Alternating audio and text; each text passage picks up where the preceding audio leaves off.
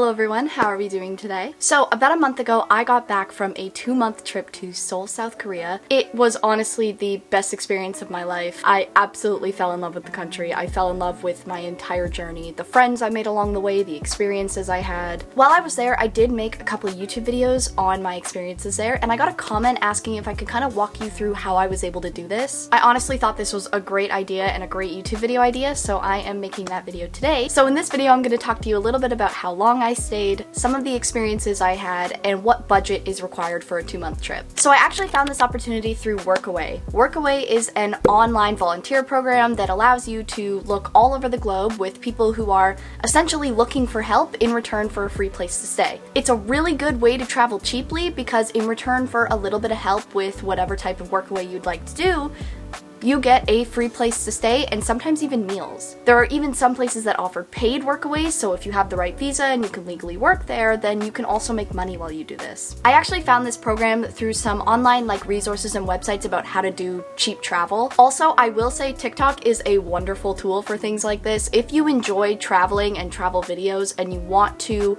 find a good place to learn all the best tips and tricks, I would highly recommend getting on Travel Talk on TikTok. There are some creators on that app that will share their tips and tricks on how to travel cheaply, where the best places to stay are, experiences that you may not have heard of. So as much as blog websites and online forums are really good for this, I would also highly recommend TikTok if you're interested in doing this type of travel. Essentially through Workaway, you can browse for free, but if you actually want to make an account and start contacting people, you do have to pay a fee to use the website. The website is American run, so everything is in USD, so you do have to do some conversion rates. I paid $80 Canadian to use the website for 1 year. And essentially I get access to everything the website has to offer, all the contacts, all the people, everything I can possibly do on Workaway for 1 year. Another organization that is very similar to this is called Worldpackers. It is generally regarded as the better option. I'm not really 100% certain why. You can look into it a little bit if you're interested in potentially using Worldpackers instead, but personally I used Workaway and I had a wonderful time and I had no issues whatsoever, so I recommend Workaway just because that's what I used, but if you were interested in potentially looking at Worldpackers, you can do some research on that.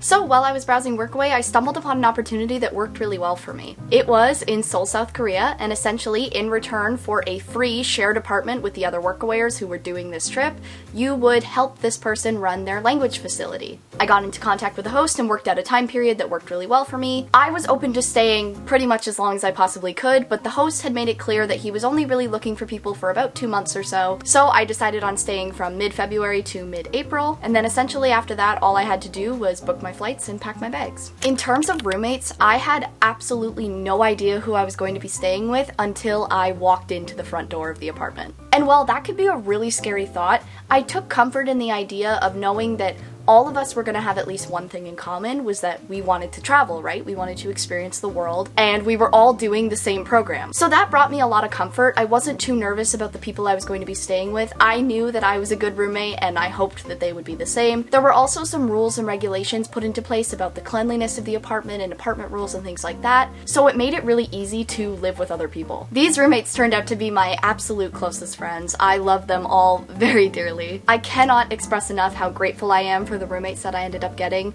They really ended up being my companions throughout the entire trip, and honestly my closest friends, and we would do everything together. Any sort of day trips we wanted to go on, any places we wanted to eat, and activities of any kind we all did together. I spent a lot of time with a lot of different people over the 2 months that I was in Seoul, but I have to say that every single one of my favorite memories has my roommates in it in some regard. I'm actually still in contact with all of my roommates from my Workaway, and I am quite certain that a couple of them will be watching this video when it comes out. So, hello girls, I love you.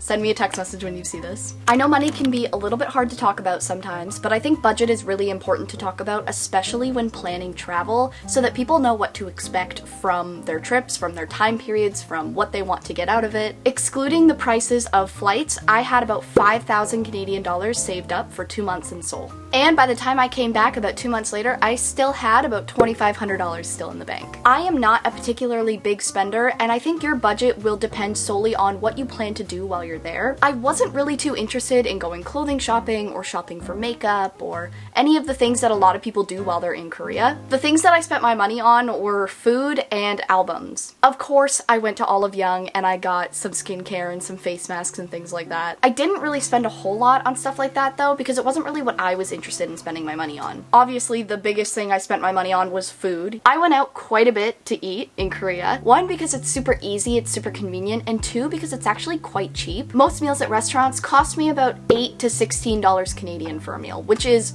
really cheap in comparison to a lot of Canadian prices. If you do a program like Workaway, so you're not paying for accommodations, if you're not too much of an impulse buyer and you can budget correctly, you could probably get away with about 3,000 Canadian dollars for a 2-month trip. However, I do want to remind people that this is excluding flights. Flights ate up probably about 1/3 of my total money that I had, because it can be really expensive to fly around the world. And also, at the time that I was leaving for my trip, I didn't know when I would be coming home, so I only booked a one-way flight. While I was in Korea, I was open to potentially looking at other opportunities to do after my Workaway ended that would keep me in Korea a little bit longer. In the end, I didn't really end up finding anything that worked well for me, so I ended up returning home, meaning I had to book my return flight, which also ate up a good portion of the money I had. Honestly, how much you have budgeted will solely depend on how you want your experience to go and what you want to prioritize while you're there. If you want lots of haircuts and color analysis and skincare treatments and to do lots of clothing shopping in Hongdae or Myeongdong, or go to Olive Young and get a whole new makeup routine, then you should probably save a little bit more money. Then again, if you pace yourself properly for the amount of time that you're staying, you definitely can make your budget last. You definitely can make it stretch. It's certainly doable and a hell of a lot cheaper to do things like that in Korea than it is in Canada. But at the end of the day, it will come down to how good are you with money. So I think that just about covers everything. If you have any more questions, please leave them in the comments and I will make sure to get back to you as soon as possible. If there was anything that I didn't make clear enough, you want some clarification, or if there's something that I just didn't cover in this video, please let me know. Thank you so much for watching this video. If you enjoyed it, please leave a like and subscribe, and I will see you next time. Bye!